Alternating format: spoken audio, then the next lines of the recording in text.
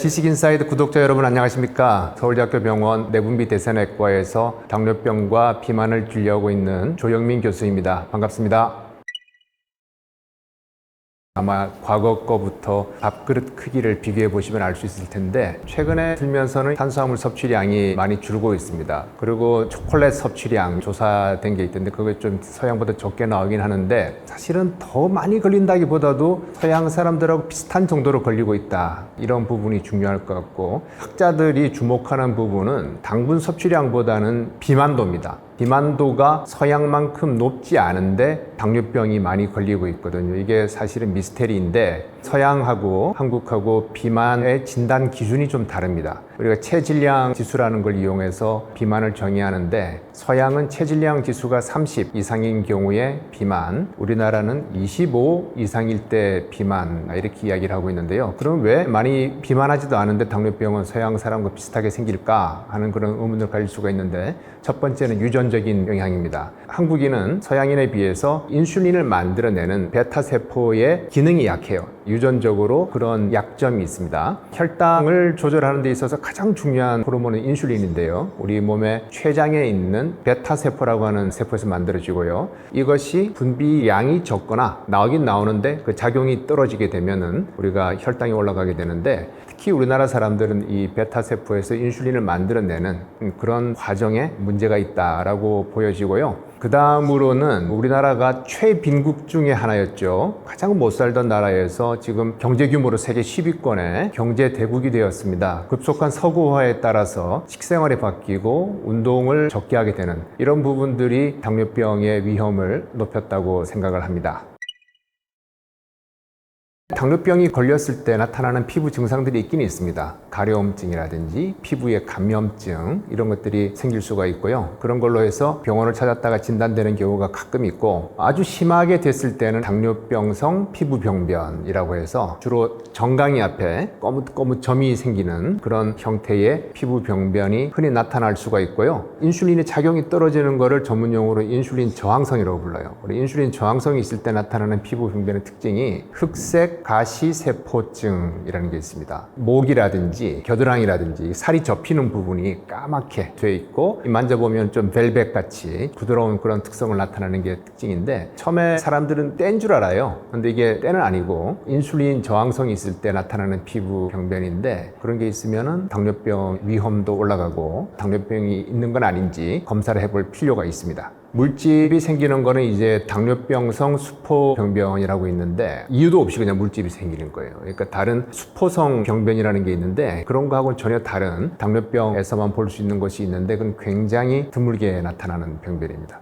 경화부종이라고 하는 것도 스클리리디마라고 하는 전문용어로 쓰는 건데 이 피부가 좀 두꺼워지고 부은 것처럼 보이는 부분이 있는데요. 다른 특별한 원인 없이 당뇨병에서 그런 게 나타나는 수가 있는데 이 또한 굉장히 드문 겁니다. 외견상 잘 드러나지 않기 때문에 당뇨병 진단하기가 쉽지 않습니다. 그래서 건강검진을 정기적으로 하는 게 중요하다. 혈당을 재보는 게 제일 중요하겠고요. 제일 흔한 피부병변은 말씀드린 것처럼 정강이 앞쪽으로 거뭇거뭇 점처럼 그렇게 생기는 당뇨병성 피부병변. 그게 제일 흔한 부분이고 접히는 부분들, 목, 겨드랑이 부분이 검게 변하는 그런 현상이 더 자주 보입니다.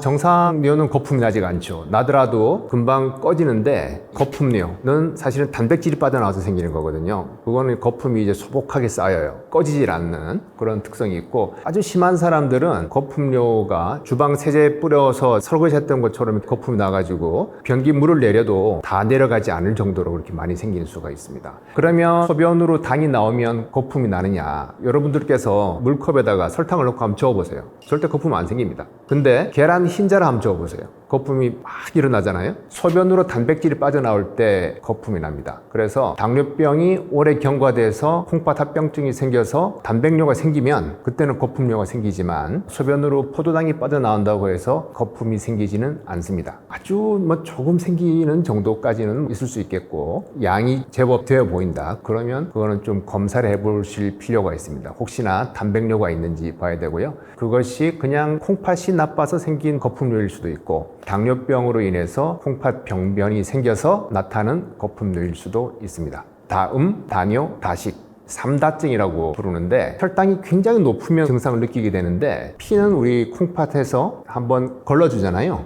걸러줄 때 포도당도 같이 걸러져요. 근데 포도당이 소변으로 나가버리면 너무 아깝잖아요. 100% 재흡수를 하거든요. 근데 혈당이 높아지면은 이걸 다 재흡수를 못하고 소변으로 빠져나가는 부분이 생깁니다. 그러면 포도당은 혼자서 나가지 못하고요. 물을 끌고 나가는 특성이 있어요. 이거를 전문 용어로는 삼투성이뇨라고 부르거든요. 그렇기 때문에 물이 많이 나가게 돼요. 소변량이 많아지죠. 이거를 우리가 다뇨라고 합니다. 소변을 많이 본다. 물이 많이 나갔으니까 목이 마르겠죠. 물을 많이 마시는 다음. 그 다음에 포도당이 나갔으니까 에너지가 모자라잖아요. 자꾸 먹으려고 하는 거죠. 다식. 이런 증상이 혈당이 아주 높을 때 생기고 그와 함께 동반되는 거는 잘 먹는데 살이 빠지는 거예요. 내가 먹는 게 변하지 않았고 오히려 먹는 게 늘었는데 자꾸 살이 빠져요. 이거는 당뇨병의 아주 특이한 증상 중에 하나입니다. 소변으로 포도당이 빠져나가기 때문에 우리 몸에서 에너지를 저장해서 쓰지를 못하고 계속 밖으로 빠져나가 버리게 되는 거죠. 그렇기 때문에 살이 빠지게 되고요. 당뇨병에 대해서 처음으로 기술한 그 고대의 기록을 보게 되면은 살과 근육이 소변으로 녹아나가는 병이다. 이렇게 적혀 있어요. 그러니까 소변을 많이 보면서 말라가는 그런 모습을 묘사한 거죠. 당뇨병의 초기에는 증상이 없는 게 특징입니다. 그렇기 때문에 피 검사를 해서 알아보셔야 되고요. 1, 2년에 한 번 정도씩 혈액 검사를 통해서 혈당을 재보는 것이 제일 좋고요. 당뇨병을 흔히 침묵의 살인자라고 합니다. 고혈압 하시는 분은 고혈압부터 침묵의 살인자라고 하는데 왜냐하면 이 병들이 증상이 없어요. 혈당이 아주 높을 때는 증상이 있지만은 아주 높지 않은 그런 상황에서는 자기도 잘 몰라요, 있는지를. 문제는 뭐냐면 그 정도 혈당이 합병증을 일으키는 겁니다. 합병증은 주로 혈관에 나타나는 경우들이 많이 있어요. 당뇨병은 혈당이 올라가는 병, 즉 고혈당이 문제라고 그랬잖아요. 그러면 혈액에 당분이 많다는 건데 혈액이 접하는 부분은 혈관이잖아요. 혈관을 주로 손상을 시킨다 이렇게 이해를 하시면 좀 쉽고요. 그래서 혈관의 사이즈에 따라서 이제 나눠지는데 미세혈관 합병증이 있고 대혈관 합병증이 있어요. 미세혈관 합병증은 눈, 콩팥, 신경 이런 부분을 건드리게 되는데 실명을 한다든지 콩팥이 망가져서 투석이나 콩팥 이식을 한다든지 그리고 신경이 침범을 받아서 발이 저리거나 발의 감각이 없어진다든지 이런 부분들이 미세혈관 합병증이 되겠고요. 대혈관 합병증은 그런 혈관보다 좀 사이즈가 큰 혈관들인데 심장으로 가는 관상동맥이라는 게 있어요. 그 관상동맥 그리고 머리로 가는 뇌혈관, 말초로 가는 혈관들의 문제를 일으키는 이런 대혈관 합병증이 생길 수가 있는데 특히 심장이나 뇌로 가는 혈관에 문제가 생기게 되면 치명적인 일이 생길 수가 있어서 굉장히 위험하죠. 그래서 이런 합병증들이 자기도 모르게 찾아올 수 있기 때문에 침묵의 살인자라는 별명이 붙어 있습니다.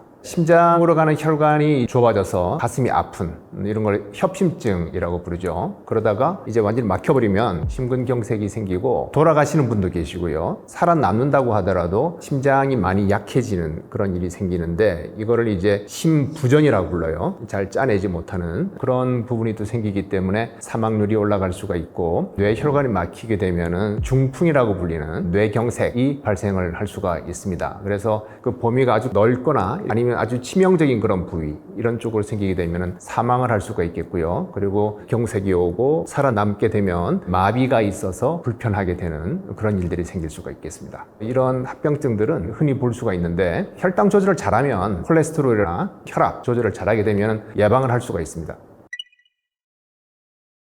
이거는 이제 당뇨병이 어떤 유형인가에 따라서 달라요. 비만한 당뇨병 같은 경우에는 살을 뺨으로써 당뇨병이 없는 단계로 갈 수가 있습니다. 이걸 우리가 당뇨병 관해라고 이야기를 하는데요. 영국에서 이루어진 연구가 있는데 이 연구에서 2형 당뇨병 환자들 그리고 비만한 사람들을 대상으로 해서 식이요법을 아주 철저하게 시켰어요. 그렇게 해서 10 내지 15kg 정도 체중을 감소시켰더니 57%의 환자가 당뇨병이 없어졌어요. 15kg 이상 뺐더니 86%의 환자가 당뇨병이 없어졌습니다. 이렇게 체중 조절을 통해서 당뇨병 초기에 정상으로 돌아갈 수도 있다 하는 거고요. 당뇨병 전 단계에서는 식이 습관을 고치고 칼로리 줄이고 식이섬유를 많이 섭취하고 이런 등등입니다. 그리고 규칙적인 운동을 하고 이런 방식으로 해서 당뇨병 발병을 57% 정도 줄였다라는 그런 연구들이 여러 군데에서 발표가 된 바가 있기 때문에 당뇨병 전 단계에 해당되시는 분은 식이요법, 운동요법 등 생활습관 교정을 통해서 당뇨병 발병을 예방할 수가 있고 특히 비만하신 분들은 체중을 조절함으로써 발병하더라도 다시 당뇨병이 없는 없는 것처럼 될 수도 있다. 이런 점을 이해하셨으면 좋겠습니다. 근데 문제는 뭐냐면 낮 밤이 바뀌는 일을 하시는 분들이 계세요. 제 외래에서도 혈당 조절이 제일 안 되시는 분들은 밤에 일하시고 낮에는 주무시고 하시는 이런 분들이 혈당 조절이 참 안 되는 것 같아요. 그래서 수면이 정말 중요하구나 라고 생각이 되고요. 잠을 잘 못 자고 일어나면 혈당이 높은 경우가 많고요. 혈압도 높은 경우도 많이 있습니다. 그래서 이 수면은 당뇨병과 굉장히 중요한 관계가 있고, 그리고 또 하나는 뭐냐면 수면 무호흡이라는 게 있어요. 이제 코골이를 넘어서서 숨이 턱 막히는 거죠, 한 번씩. 그런 상황이 되면 혈중 산소 농도가 굉장히 많이 떨어집니다. 질식하는 수준까지 가게 되는 거죠. 그러면은 코르티솔이라 그래서 스트레스 호르몬들이 왕창 나오게 돼요. 그리고 잠을 잤다 깼다 하게 됩니다. 숙면을 취하지 못하게 되는데 여러분들이 낮에 많이 졸게 돼요. 이런 분들이 당뇨병이 많이 생기고, 당뇨병이 있는 경우는 혈당 조절이 잘 안 되는 경우가 많이 있습니다. 그래서 수면이 굉장히 중요합니다. 수면 무호흡증이 있는 분들 같은 경우에는 체중이 많이 나가서 그런 분들은 살을 많이 빼셔야 돼요. 많이 빼셔야 되고, 요즘은 그 양압기라 그래서 이렇게 착용을 해서 수면 무호흡을 막아주는 장치들이 있습니다. 그 외에도 다른 여러 가지 방법들이 있기 때문에 수면 클리닉이나 이비인후과를 찾아서 진료를 받으시면 좋을 것 같고요. 그다음에 불면증이 있으신 분들은 의료진의 도움을 받아서 수면을 깊이 취할 수 있게 되면 많은 도움이 될 것 같습니다.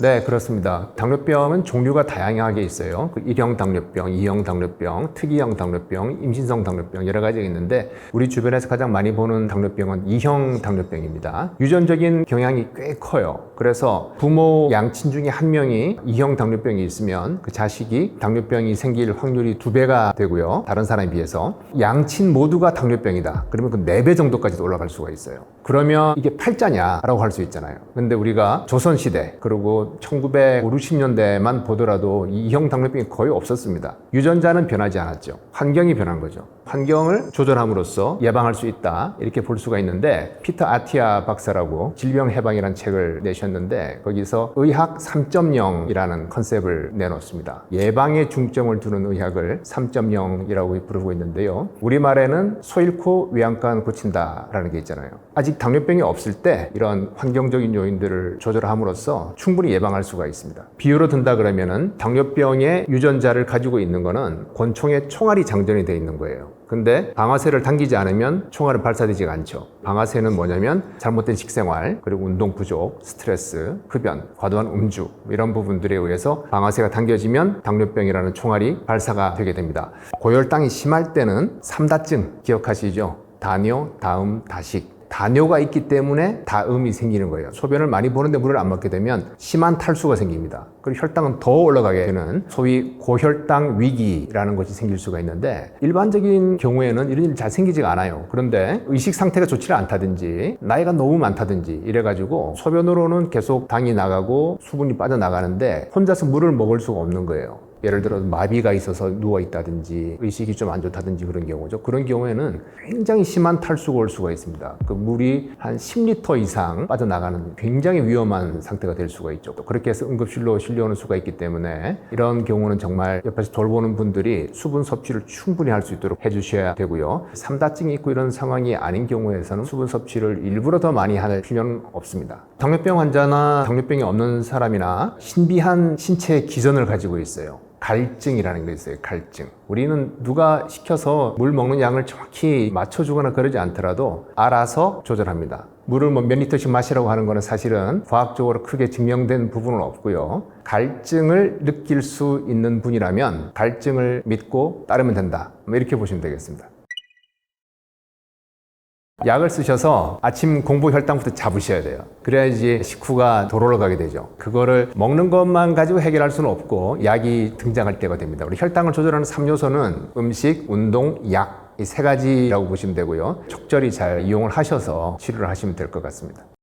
제가 외래에서 가장 많이 듣는 질문 중에 하나입니다. 저녁 식사를 하시고 산책을 하셨어요. 동네를 한 바퀴를 돌고 밤에 10시쯤 혈당을 쟀는데 120이 나와서 기분 좋게 주무셨는데 아침에 일어났더니 140이 된 거예요. 경험 없는 의사들은 밤에 뭐 드셨어요? 라고 이렇게 물어보게 되는 거예요. 근데 사실 아무것도 안 드셨는데도 혈당이 올라가거든요. 왜 그러냐면 우리 몸은 음식을 먹어서 흡수된 탄수화물을 포도당으로 간에다가 저장을 해뒀다가 조금씩 꺼내 쓰게 돼요. 이거를 조절하는 게 인슐린 호르몬이에요. 인슐린이 어느 정도 나와서 간은 좀 쉬고 있어 이렇게 해야 되거든요. 근데 진화적으로 볼 때 우리가 아침 눈을 떴으면 먹을 걸 찾으러 나가야 되잖아요. 그 에너지가 어디서 오겠습니까? 저장되어 있는 포도당에서 오는데, 그러니까 아침에 눈 뜨기 전쯤에 간에서 포도당 생산이 많아집니다. 그게 정상인의 경우에는 어느 정도 오르고 마는데 당뇨병 있는 사람은 쑥 올라가 버리게 되는 거죠. 그래서 아무것도 먹지 않았지만 간이 너무 열심히 일을 해가지고 혈당이 상승하게 되어서 취침 전보다 아침 기상시에 혈당이 더 올라가는 수가 있습니다. 아침 혈당이 많이 높게 나왔다 그래서 식사를 또 안 할 수는 없는 노릇이죠. 그러니까 혈당이 계속 높게 나오고 하시는 분들은 약을 통해서 조절할 필요가 있고요. 기상시에만 올라가는 분들이 가끔 있습니다. 이런 거는 우리가 연속 혈당 측정기, 배라든지 팔에 이렇게 붙이는 그런 기구들이 있는데, 이걸 통해서 나는 어떤 패턴의 혈당인가를 살펴보시고 아침에 살짝 올라가는 거가 어느 정도 내 평균 혈당에 영향을 주고 있는가를 한번 좀 살펴보시는 것도 좋을 것 같아요. 근데 아침에 혈당이 높잖아요. 그럼 식후도 더 높아지는 수가 있습니다. 출발점이 달라져서 그런데, 예를 들어서 어떤 음식을 먹고 혈당이 50이 오른다고 생각을 해보세요. 아침 공복에 90이었으면 50이 오르면 140이죠. 근데 아침 150이에요. 50 오르면 200이 되는 거예요. 그렇기 때문에 출발선상의 문제로 인해서 하루 종일 높은 경우가 있어서 그런 부분은 여러 번 하루에 혈당을 재어서 확인을 해보시면 도움이 됩니다. 이런 말씀 하시죠. 물만 먹어도 살찐다 라고 이야기를 하시는데, 미국의 리얼리티 쇼 중에서 The Biggest Loser라는 게 있어요. 쇼에 참여했던 사람들을 연구한 결과가 논문으로 실린 게 있는데, 평균 150kg 정도 나갔어요, 이분들이 참여할 때. 그래서 살을 엄청 빼잖아요. 안 먹고 운동하고 해서 빼가지고 90kg까지 빠져요. 60kg이 빠진 거죠. 웬만한 사람 하나 나간 거죠. 그렇죠? 그러고 나서 6년이 지나서 보니까 130kg쯤 된 거예요. 근데 기초대사량을 재보니까 처음 시작할 때가 한 2600kcal 쯤 돼요, 하루에. 그러다가 살을 90kg까지 뺐을 때 2000kcal 정도까지 줄어듭니다. 절전 모드에 들어간 거죠. 그리고 6년 뒤에 다시 130kg 됐는데 기초대사량을 재보니까 거의 2000에 가까워요. 그러니까 몸이 느끼기는 뭐냐면, 내가 아직까지 150까지 가야 되는데 20kg 남았잖아요. 대사율이 회복이 되고 있질 않는 거예요, 아직. 그런 사람들이 살이 잘 찝니다. 그러니까 몸이 극도의 초절전 모드에 들어가 있어가지고 조금만 먹어도 살로 가게 되는 그런 걸 느끼게 되죠. 그래서 살이 많이 쪘다가 다이어트를 해서 빼신 분들, 이런 분들이 그야말로 물만 먹어도 살찌게 되는 현상을 보게 됩니다. 네. 자기가 알아요. 그냥 잘 찌는지 안 찌는지는 다 알고 있습니다. 와서 이야기를 하세요. 사실 체중이라는 거 참 어려운 게 뭐냐면, 빼려고 해도 빠지지 않고 찌려고 해도 찌지가 않아요. 그래서 좀 마른 분들은 살을 찌우고 싶은데 안 찐다, 살집이 좀 있으신 분들은 빼려고 하는데 안 빠진다는 거거든요. 이걸 저희가 세트 포인트가 있다, 뭔가 결정하는 지점이 정해져 있다는 거예요. 그 머릿속에 그게 있다고 생각을 하고 있고요. 그런 세트 포인트가 있기 때문에 노력을 해도 변하지 않고 노력을 안 해도 유지가 되는 이런 지점이 생깁니다. 그래서 대개는 거의 비슷한 체중을 오랜 기간 동안 유지를 하게 됩니다. 심지어 1kg도 잘 변하지 않는 사람 볼 수 있어요. 한 10년이 지나더라도. 그런 세트 포인트가 있기 때문에 그렇다라고 이해하시면 되겠습니다. 운동을 열심히 하고 먹는 거는 조절하고, 이렇게 하면 살이 빠질 거고요. 근데 이제 이상하게 쟤는 운동도 별로 안 하는데 먹는 거는 나하고 비슷하게 먹는데 살이 안 찌네, 이런 게 있잖아요. 그거를 메이오 클리닉에서 2000년대 초반에 연구를 한 적이 있어요. 이제 연구 자원자 중에서 나는 운동하지 않습니다 라고 했는데, 한쪽은 마른 사람, 한쪽은 살이 찐 사람, 이제 신체 각 부위에다가 이제 센서들을 달아가지고 어떻게 움직이는지를 살펴봤더니, 살이 찌는 사람은 꼼짝을 하고 있지 않더라는 거예요. 가만히 있는 거예요. 그리고 살이 안 찌는 분들은 계속 움직여요. 뭐 앉았다 일어났다 계속 뭐 두리번거렸다 계속. 그래서 운동을 하지 않는데 살이 잘 찌는 사람들은 그렇지 않은 사람에 비해서 하루에 2시간을 더 앉아 있다는 거예요. 그렇기 때문에 일상생활 중에서 운동이라고 말할 수는 없지만 바지런하게 이렇게 움직이게 되면 살이 덜 찌게 된다, 이걸 알게 됩니다. 아마 특별히 운동하지 않는데 살이 잘 찌지 않는 사람들 보시면 항상 부지런하다는 느낌을 받으실 거예요. 계속 움직이고 있는 보게 될 텐데, 그런 거를 갖다가 전문용어로 NEAT라고 그래요. Non-Exercise Activity Thermogenesis라고 그래가지고 운동이 아닌 형태의 활동으로서 열 발산을 한다, 이런 식으로 번역이 되는데, 그래서 방을 청소한다든지 여러 가지 이런 활동들이 다 체중 유지에 도움이 된다라고 이렇게 알려져 있죠. 그래서 엘리베이터 대신에 계단을 이용을 하고 한 정거장 먼저 내려서 좀 걷고, 이런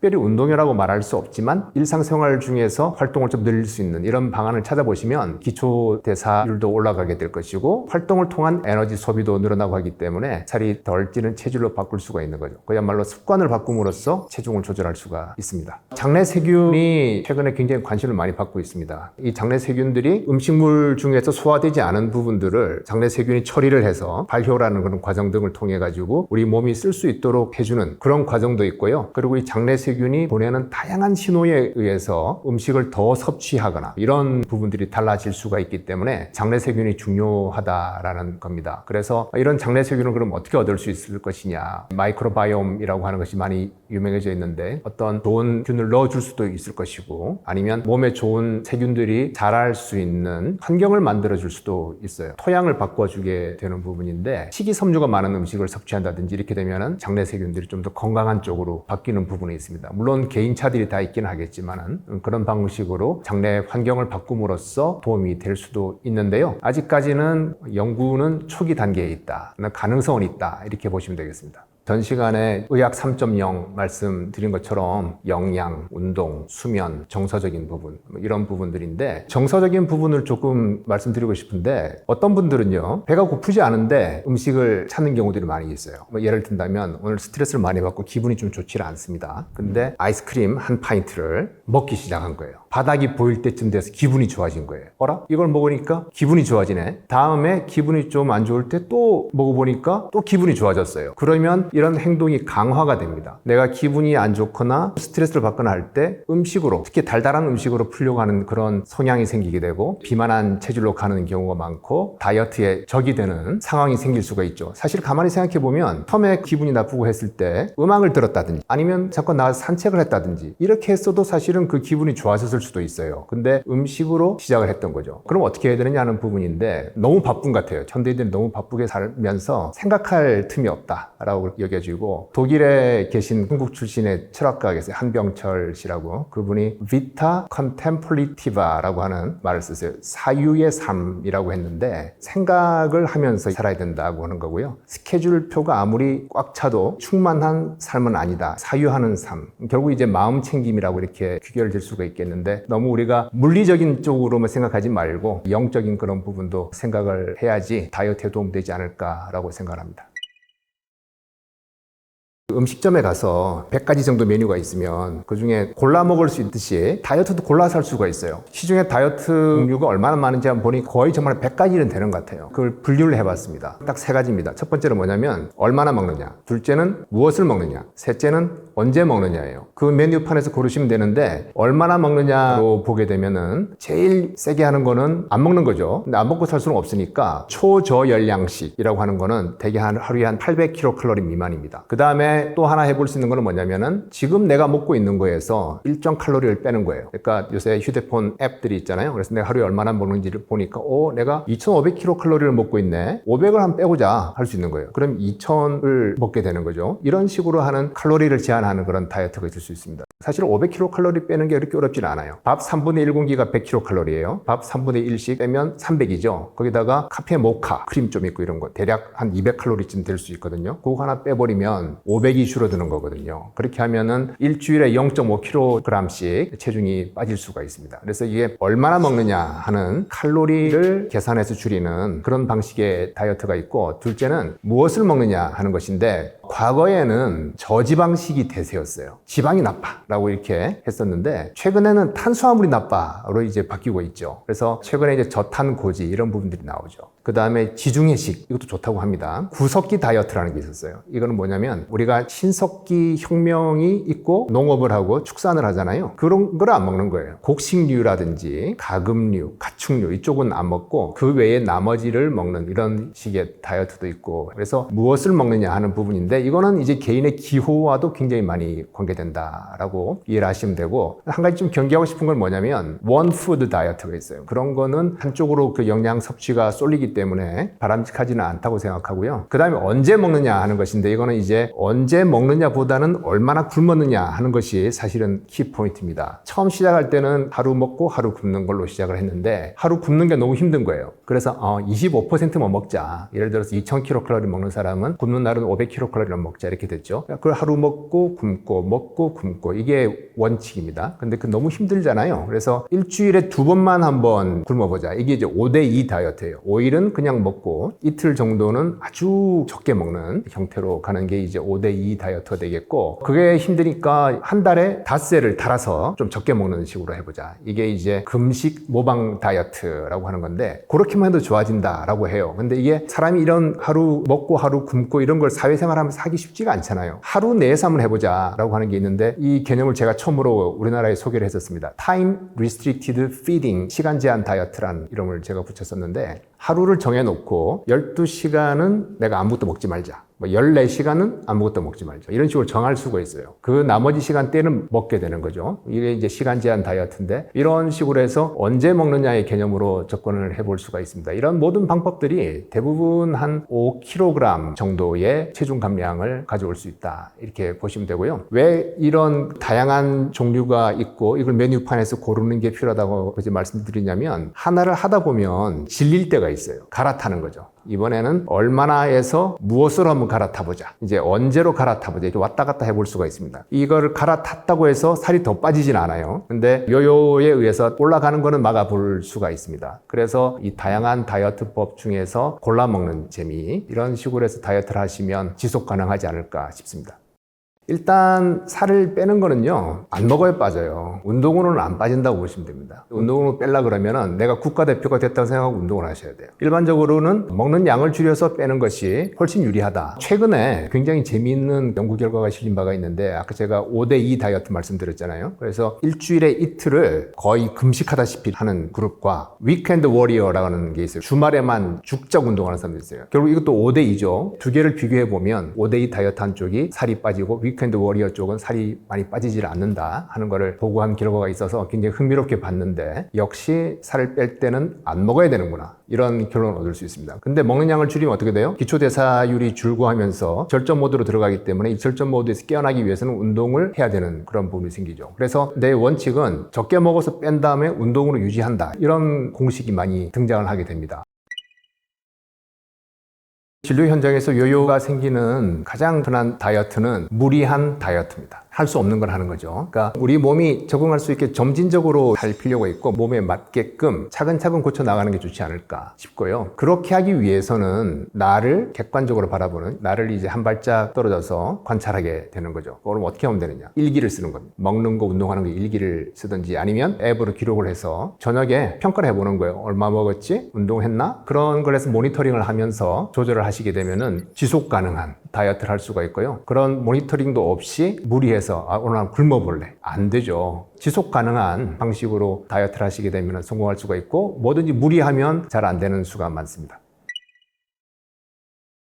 다이어트에 도움이 되는 호르몬은 약으로 쓰이고 있죠. 최근에 아주 핫한 GLP-1이라고, 우리가 식사를 했을 때 음식물이 소화 흡수가 될 때 소장에 있는 내분비 세포가 있어요. 그 중에 L세포에서 GLP-1을 분비를 하는데 3가지 기능을 합니다. 첫째는 혈당 조절을 위해서 인슐린을 조금 더 많이 내보내세요 라는 신호를 보내는 작용을 하고, 둘째는 이제 좀 그만 드세요 라고 하는 그런 신호를 보내고, 셋째는 너무 많이 먹었으니까 빨리 내려보내지 말고 위장이 천천히 장으로 내려보내세요, 위장 운동을 좀 줄여라는 그런 3가지 신호를 보내게 됩니다. 그래서 이 호르몬이 많으면 많을수록 식욕은 더 억제가 돼가지고요, 위장에서는 천천히 내려오니까 어떻겠어요? 속이 금방 차겠죠. 금방 포만감이 오고, 이 포만감이 오랫동안 지속되는 그런 효과가 있습니다. 그래서 이 GLP-1 같은 경우는 음식을 먹은 양에 비례해서 많이 나오게 되어 있는데, 음식을 많이 먹지 않는데 GLP-1을 많이 만들 수 있겠느냐, 굉장히 중요한 연구 주제였어요. 한 가지 가능한 방법은 뭐냐면, 식이섬유를 섭취를 하시게 되면 GLP-1이 분비가 좀 촉진이 됩니다. 저희도 한번 연구를 해본 적이 있는데, 식이섬유를 먼저 먹고 식사를 한 경우, 식사를 하고 나서 식이섬유를 섭취한 경우를 비교해 보면, 식이섬유가 먼저 들어가면 GLP-1이 더 나오게 됩니다. 순서를 바꿈으로써 그렇게 할 수가 있고, 그리고 최근에 이제 먹는 순서에 대해서 채소류를 먼저 먹고 탄수화물을 나중에 먹자, 이런 부분들이 있잖아요. 식이섬유라든지 이런 것들이 들어가서 장에서 식욕을 조절하는 호르몬을 먼저 내보내고, 그 다음에 이제 칼로리 많은 게 들어오게 되면 좀 더 유리해진다, 이런 이야기를 할 수가 있죠. 그래서 먹는 순서를 바꾼다든지 식이섬유가 많은 걸 먹는다든지 이렇게 되면 이제 GLP-1 분비를 촉진시킬 수가 있고요. GLP-1은 일반적인 약으로도 지금 개발이 되고 있어서 앞으로 체중 조절하는 데는 좀 좀 더 큰 도움이 되지 않을까라고 생각을 하고 있습니다.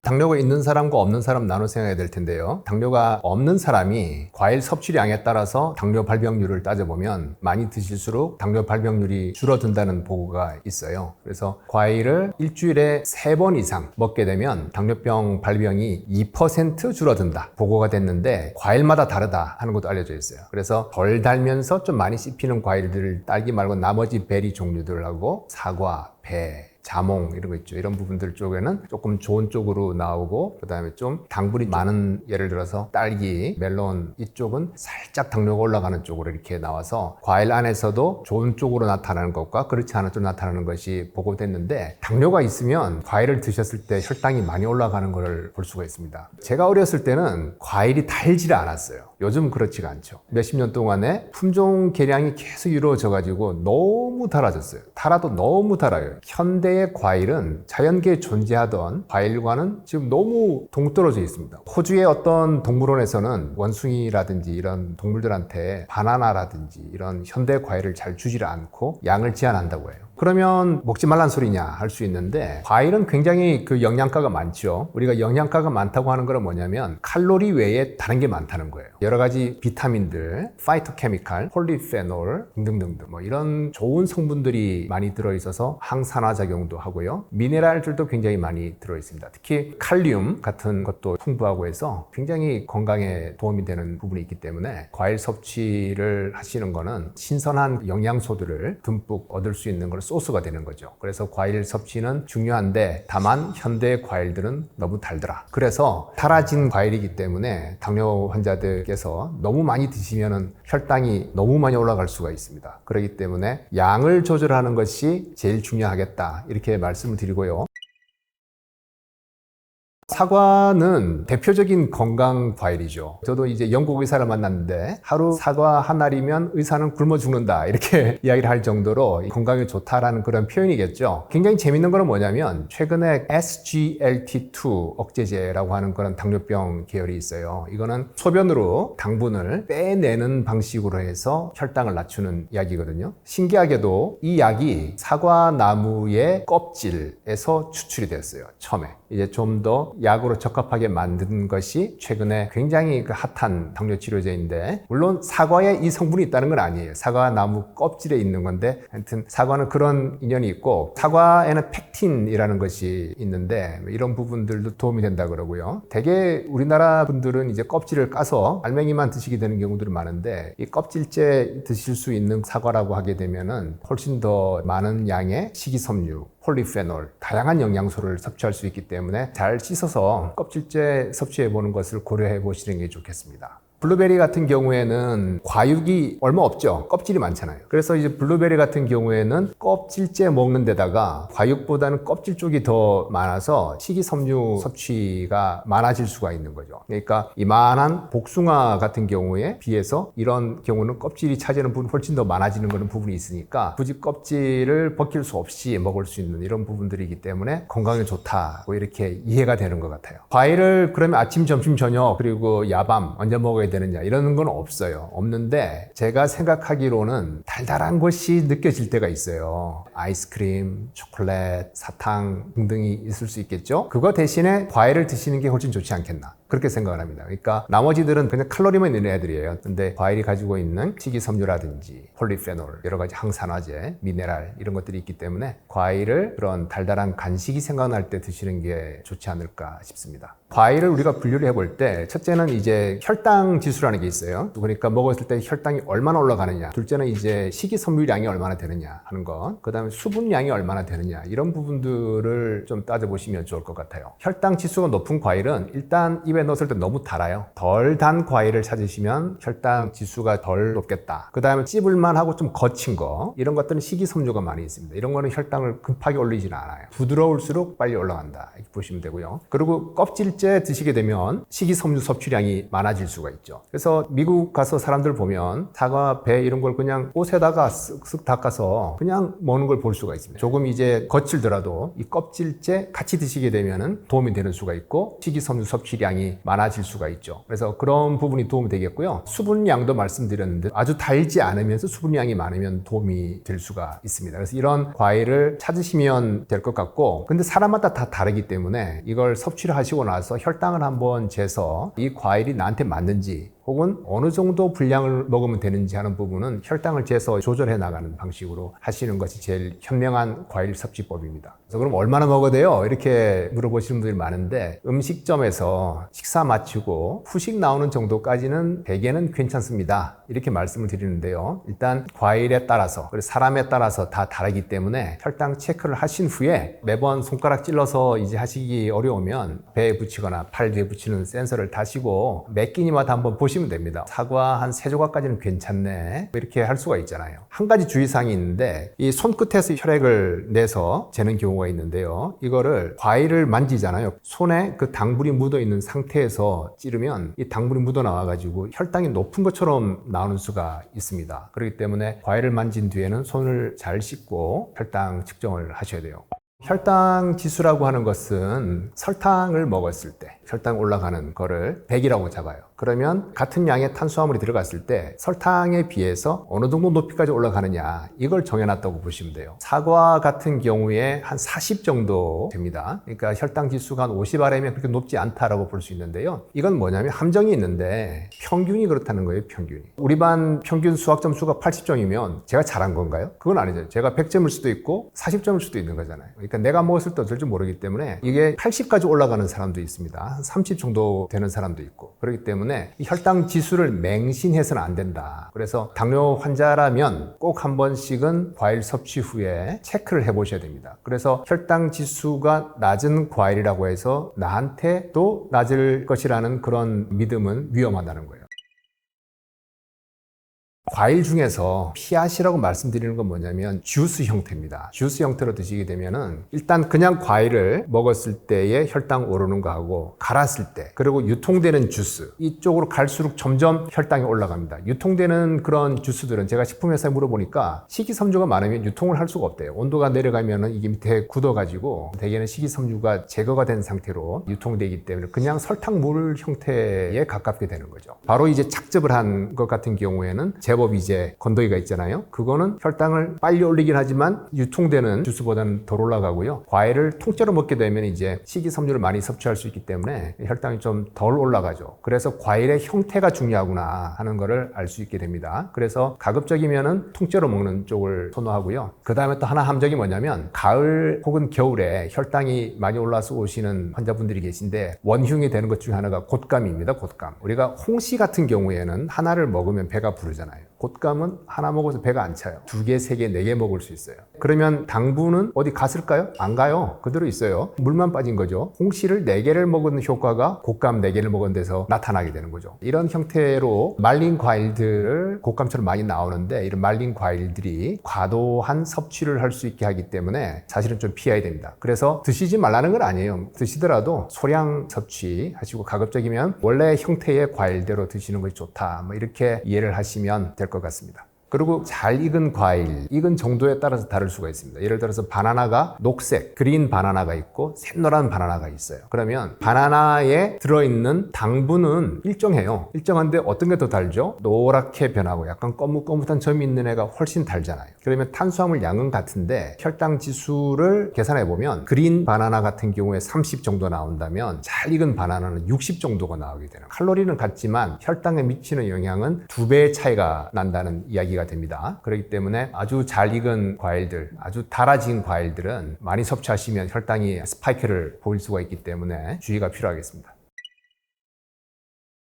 최근에 맞춤 식단에 대한 그런 이야기가 많이 있고, 피터 아티아 박사도 영양 3.0이란 이야기를 하시는데, 그런 부분이 뭐냐면 어떤 평균적인 식단은 없다는 거예요. 나한테 맞는 식단이 있는 거지 모든 사람한테 다 통용되는 식단은 없다라고 이야기를 합니다. 그래서 제가 계속 말씀드렸지만은 드시고 나서 혈당을 재보면 됩니다. 그렇게 해서 나한테 맞는 걸 찾으시면 되는 거거든요. 그래서 먹는 순서를 조절할 수 있을 것이고, 먹는 양을 조절할 수도 있고, 먹는 먹는 종류를 조정할 수도 있습니다. 그렇게 해서 찾아야지 일률적인 거는 없습니다. 그래서 이걸 2015년도에 이스라엘의 바이트만 과학연구소의 교수들이 연구를 했었어요. 이분들이 낸 연구 결과가 정말 충격적이었는데 식후혈당 반응이라는 것이 음식에 따라 달라지는 게 아니라 사람에 따라 달라진다는 거예요. 그러니까 가장 대표적인 실험이 뭐였냐면 똑같이 20g의 탄수화물이 있는 쿠키와 바나나를 가지고 실험을 했는데 어떤 사람은 바나나를 먹으면 혈당이 오르고 쿠키는 안 오르고 어떤 사람은 쿠키를 먹으면 오르고 바나나는 안 오르고 사람마다 다르다는 거예요. 그렇기 때문에 이거를 일반적으로 우리가 영양학적인 즉 평균에 기반을 둔 생각으로서 맞출 수가 없다. 개별화해야 된다 하는 그래서 그 뒤로 나오는 거가 개인 영양학이라는 영역이 탄생을 하게 되는데 특별히 당뇨에 좋다 나쁘다라고 이렇게 말을 하는 거는 평균적으로 그렇다는 거예요.